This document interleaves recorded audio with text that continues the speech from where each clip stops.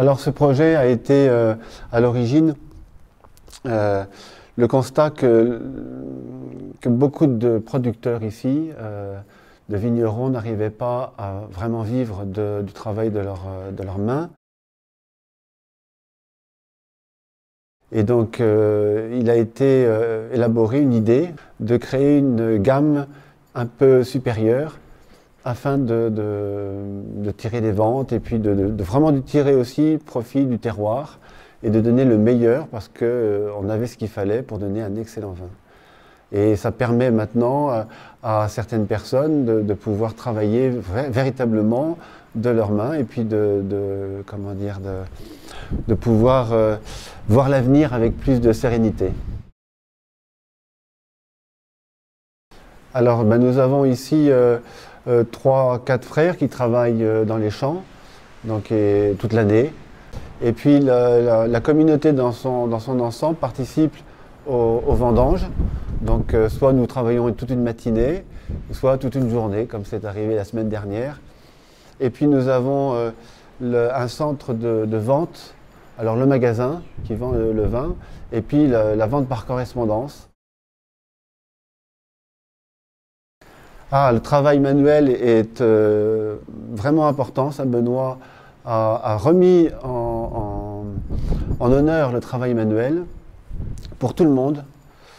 Chacun doit accomplir une petite tâche manuelle dans la journée. Alors qu'il y en a, c'est la cuisine, c'est l'infirmerie, c'est la buanderie, c'est le nettoyage, c'est la vaisselle. Il y a des tas de... Moi-même, ça m'arrive de tondre le gazon qui est ici. Donc nous avons tous un peu de travail manuel et ça fait partie de l'équilibre de vie. Et le travail manuel est vraiment important parce que c'est une occasion extraordinaire pour retrouver le réel, retrouver le contact avec le réel et ne pas rester simplement dans des idées ou des pensées ou une imagination, mais vraiment être confronté au réel. Et c'est ce qui nous permet d'être réalistes et finalement d'être assez humbles.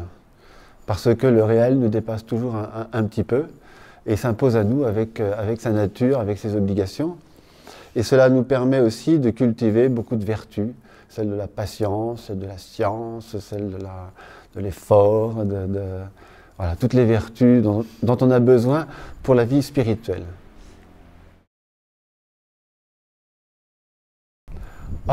C'est tout simple puisque nous cultivons la terre, c'est-à-dire que nous permettons de donner le meilleur de la terre pour en faire un produit qui est bon. Et tout ce qui est bon glorifie Dieu. Tout ce qui est louange de la voix ou des doigts sert à glorifier le Seigneur. Et puis tout le travail manuel sert à louer Dieu. Tout ce qui est bon loue Dieu. Alors oui, j'espère qu'ils vont pouvoir goûter à travers ce bon vin, goûter la bonté de Dieu. Il y a une analogie, un lien entre la bonté de la terre, la bonté des choses de la terre et la bonté de Dieu. Tout ce qui élève un peu l'âme, élève l'âme vers Dieu. Simone Weil, qui était une philosophe, disait que même les mathématiques pouvaient élever l'âme un petit peu vers Dieu. Du moment que c'est bon, du moment que c'est beau et du moment que c'est vrai.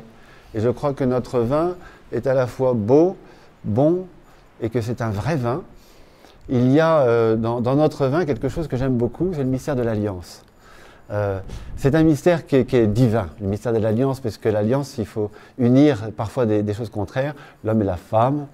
Et dans notre vin, il y a l'alliance entre la force du Ventoux, que vous avez pu contempler, le géant de Provence, et puis la finesse des dentelles des dentelles de Montmirail. Il y a cette alliance entre la force et puis une certaine douceur, une certaine virilité, et en même temps un côté un petit peu féminin, et qui fait que ce vin a quelque chose de tout à fait spécial. Et j'espère que ceux qui goûteront le vin de Via Caritatis pourront goûter cette alliance entre la force et la douceur.